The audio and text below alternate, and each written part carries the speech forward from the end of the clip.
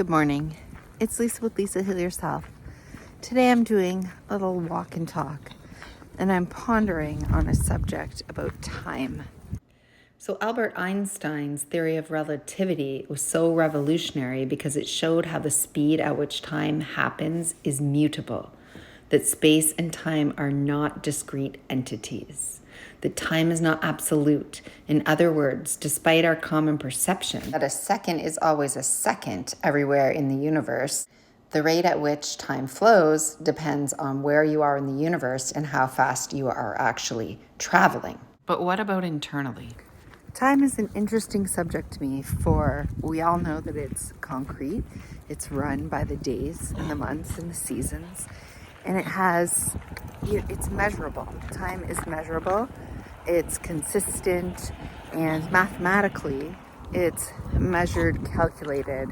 And even when we are in a state of full presence and awareness, we sense time by the sun through nature itself and to our relationship to nature, to our relationship to the present moment.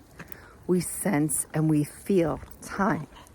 And mathematically we can calculate time, which makes time very tangible. Time has a very tangible, real quality to it. However, when we get into metaphysics, we learn that time is relative. And it's more based on frequency and dimension and less on our perception to our five senses, to the reality through which we live, which is felt through our senses, our five senses. And time and space and frequency become relative because the dimensions open up, the dimensions are wider. We're not constrained to the dimensions that we live here on Earth, like weight and other laws like gravity. And so time is really perceived in this world through our senses and through our perception. It's relative here on Earth because it's how we relate to the sun coming up and the sun going down and the seasons changing. It's our relationship with things, with tangible things here in this realm of Earth. So for example, a lot of people experience this when they're in flow state. This is what most humans have experienced. You're completely in the flow of something. You lose your senses. You're in a flow state, an altered state of being. And you lose all relationship with time. You lose all perception of time. And time can fly by in an instant or stand still when you're in these flow states. And so those doing something that they absolutely love or they feel completely connected to lose a sense of time and space. They lose the connection and the perception and the relativity of time. And time flies by in an instant. And if you're lucky enough, you've experienced this state and you know what this state feels like. This is a very basic and minor way to feel that time is relative. And yet it exists, and people marvel at how that feels and how it makes time relative. Now, if you are very self-actualized, if you can experience higher states of consciousness through meditative practices, and they even reach enlightenment. Most people have not reached enlightenment. Most people have not reached this altered state of meditative consciousness where they literally lose all connection to time and space. They literally ascend the frequency that's here on Earth, and time becomes completely relative because they don't know when they come out of that meditative state whether they've been in it for minutes or hours or days or even weeks. Some of the yogis who can achieve this state, talk about it as if they lose completely every little bit of connection to time that they have. And so not only does time become relative, but it really becomes irrelevant to them. It's like time doesn't even matter. It could be standing still or rushing by. it doesn't matter. It's like they're in a different dimension, literally traveling outside of Earth's atmosphere or frequency, and they're in a time-space dimension that would be like if you were traveling to another planet, aging at different rates, time moving at different speeds. Now, these ascended masters, they reach levels of enlightenment where time seems unending and eternal, almost like a heaven on earth. This is what heaven on earth is. The kingdom of heaven is inside us. And when we are unleashed or ascended to that level, we can experience heaven on earth, which is an eternal bliss state, an eternal state of peace, this eternal state where we have no connection to time, where time is relative, where it doesn't matter, where it's irrelevant, because this state is operating on a different frequency. It's operating on a frequency where it's eternal. Now, although I have experienced the flow state and I have experienced that loss of time during meditation, I have never hit that ascended mastery level where you just lose all connection to time and space. However, and this is where it gets really interesting for me, I can tell you from personal experience that time is relative.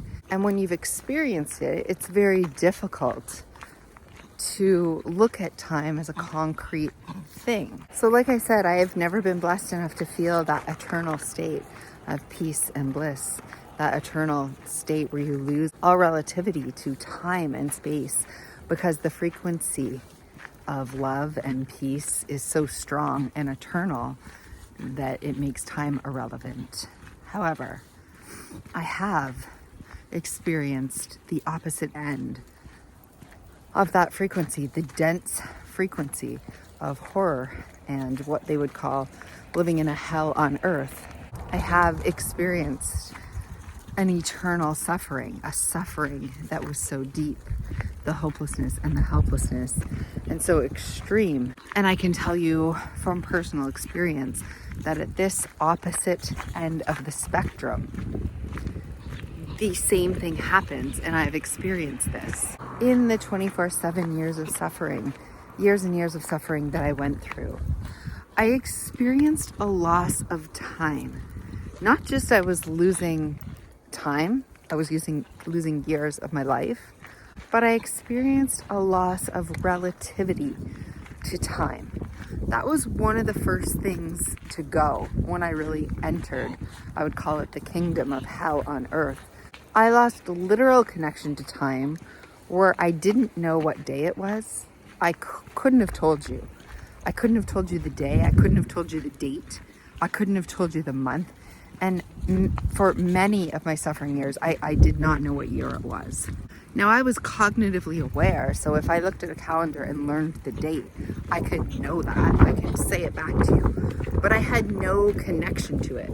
And even if I had just learned that the date, say, was February 12th and it was 2 o'clock in the afternoon, if somebody asked me the next hour what day or time it was, I couldn't tell you, not because I didn't know, because the amount of time between when I was asked and when I had learned it had no tangible quality that I could assess.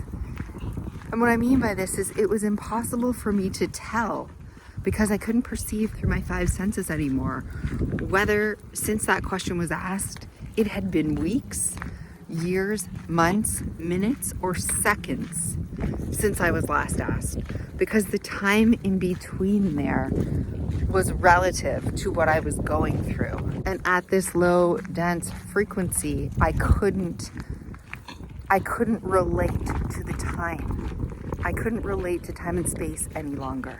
So I'll give you an example. Sometimes, and back then I would describe it to my husband. I would say even a millisecond feels like an eternity. And I would describe it in milliseconds to him. And I don't think he understood what I meant. Nobody could understand what I meant, obviously, unless you've experienced it on either end of the spectrum. It doesn't make sense. It doesn't make sense because that's not how our senses, our five senses, orient ourselves to time and space here in Earth work. But I wasn't exaggerating and I wasn't making it up. And it wasn't meant to be a metaphor. It was as real to me as time is real to me now, earthly time is real to me now. At the time, I could not tell you seconds, minutes, days, years. They seemed unending and eternal. And it was impossible to relate to actual time when I was in that much suffering. Time had no meaning. It was irrelevant to me, and I didn't know how long it was. All I know is it felt like an eternity. 1 second felt like an eternity. And years, felt like eternities, and eternities on end. And I noticed as I was starting to improve, but things were still really bad, that over time I started to know what the date was, or I started to know what time it was, or what day it was, based again on my relation to living here on earth, coming back to more of the present time, feeling it through my senses. I'm done my walk, so I'm just gonna sit here for a minute and finish this video. I really don't know what this means or why I was called to make this video today, but I'm thinking a lot about time lately, how time works when you are in a really high frequency state, and how time works when you're in a really low frequency state. And I mean the highest and lowest frequencies that you could imagine, where we're no longer perceiving things through our earthly senses. When we've gone into, ascended what a normal frequency would be for a normal human being, and gone into either a heaven on earth bliss state or a hell on earth suffering state. Both of them seem to make time irrelevant. Both of them seem to have complete loss of the 5 senses that we have here on earth and our relativity to time and space. And we seem to be caught in a frequency that makes time irrelevant at these ends of the spectrum.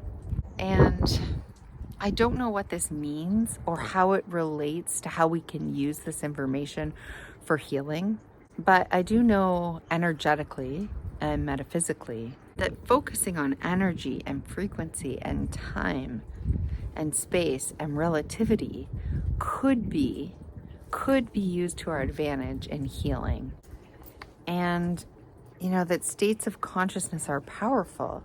And if you're locked into a state of consciousness on the wrong end of the spectrum, or you're spending most of your time in a denser frequency, in lower vibrational states, this leads to illness. This leads to suffering. This leads to the body breaking down. But spending more of our time in higher frequency vibrations and frequencies of love and joy and kindness and peace and all of these things will contribute to health as well. So I've been really putting a lot of focus, time, and energy thinking about time, thinking about these things, thinking about how we can use these states of consciousness to heal ourselves. I just feel, after experiencing no relation to time at one point in my life, and now seeing on the opposite side of the spectrum that it's also possible to lose time in that meditative state of joy and bliss.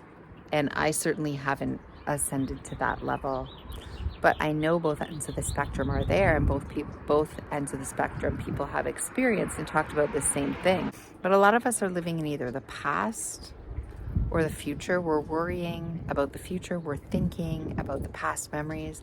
And we know that the past doesn't exist. We know that the future doesn't even exist.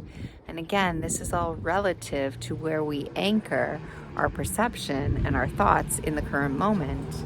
But knowing that the past doesn't actually exist, and knowing that the future doesn't actually exist, and the only moment here is the present, that also makes time irrelevant. And I'm wondering, and I don't know, because I don't live my life anchored completely into the present moment, which a lot of people say is an actual extended meditative state where they experience a lack of timelessness. And that's because the present moment is always now, and there's no relation to time, because there is no past and there is no future. The past is just a recollection of memories, and the future is just a projection of thoughts and emotions and feelings and future creations. And when we're anchored completely in the present moment, and we can not let our ego mind identity think of the past or think of the future, which actually do not exist, then we're just living the present now over and over and over again. Like, now is a moment, now is a moment. And then we don't have any relation to time because we're not thinking about the past or the future, which really is what makes time, right? It's 10 o'clock right now. If I'm thinking back to 9 o'clock, that is in the past. The past doesn't exist. So why do we need 9 o'clock? We only need the present moment. If you were able to live your life anchored in the present, you would also have no relativity to time. You seem to have no relativity to time when you're in an ascended, higher frequency state of love and bliss and enlightenment. And I know from personal experience, you have no relativity to time and space when you're in suffering and deep despair and deep helplessness. When you are truly, truly suffering at a 24/7 level, trapped in a literal hell on earth. Just like people, who are locked in solitary confinement, who are living that hell on earth experience in a solitary confinement jail situation, it's considered torture. They lose their mind. It's because I believe they lose all perception of reality and time and space. They really lose their connection to time. It becomes irrelevant. They're living in an eternal state of hell when they're in this solitary confinement state. I don't know where I'm going with this. I don't really even know if I'm going to post this video because I don't have a way to wrap it up. I don't have a way to tie it into a neat bow at the end of a video like I normally do. This is just some things that I've been thinking about, playing with, trying to really figure out how we can use this or understand this tangibly in healing, to heal, to bring us back to balance, to bring us back to the present, to bring us into the moment, to bring us to pure harmony and health and balance. I believe the answers are in the energetic and frequency realms. They are in the time-space relativity realms. They are here for us to discover and to use to either our ultimate healing or our ultimate illness, that I believe we create through the frequencies and perceptions and connections to time that we hold within the deepest part of ourselves. So if you liked this video, this rambling that I did today, give it a thumbs up. And when I have deeper thoughts on this or more information on what I think, given the experience that I've gone through, then I'll share that. If you're not interested, don't give it a thumbs up, and I won't bring up time again. But I'm just finding it a really interesting subject to think about in relation, trying to step outside the box in relation to how we can use this to our benefit, how we are already using this to either heal ourselves or keep ourselves sick. And I really do believe that there's answers in here, and I'm really trying to use my intuition and experiences that I've gone through to think about this, to use my mind, to use my heart, to use my intuition, sort of guide me to what's true and what is useful when it comes to healing. So thanks for listening to this kind of incoherent, rambling speech today, and I will see you in the next video.